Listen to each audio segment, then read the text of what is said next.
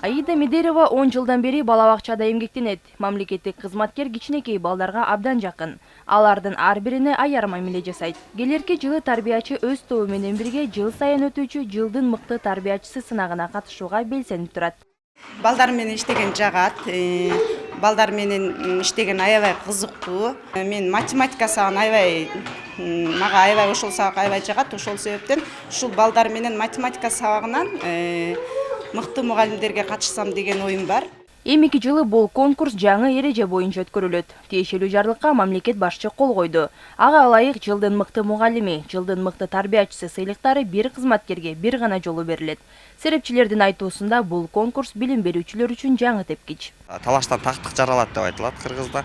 Ошол таймаштын негизинде биринен бири ушул жакшы болоюн, мындан да жакшы өнүктүрөйүн, жаңы идеяларды ишке ашырайын, жаңыча окуу методикалык иштерди аткарайын, окуу практикалык иштерди аткарайын деп мугалим бир умтулуу, алдыга умтулууну мындай максат кылып алат да. Сынак мамлекеттик бюджеттен жана президенттин фондунан каржыланат. Буга чейин сынакка 7 дубандын 7 эле мугалим катышса, эми ар бир предметтен бирден мамлекеттик кызматкерлер жана мектепке чейинки билим берүү уюмдарынын тарбиячылары, методисттери сынакка жолдомо алышат.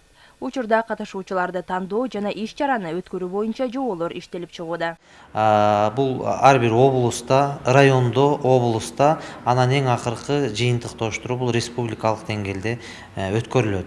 Азыр буга даярдык иштери жүргүзүлүп жатат. Буюрса критерийлер иштелип бүткөндөн кийин, жоболор иштелип бүткөндөн кийин ар бир район, шаарларга мугалимдерге жеткирилет. Пландалып жаткан жарышуу билим берүүнүн сапатын, мугалимдердин инновациялык жөндөмүн жакшыртууга өөлгө түзөт. Билим берүү уюмдарынын кесипкөй кадрдык курамын түзүүгө, педагогикалык кызматкерлердин эмгектик аброюн жогорулатууга жардам берет.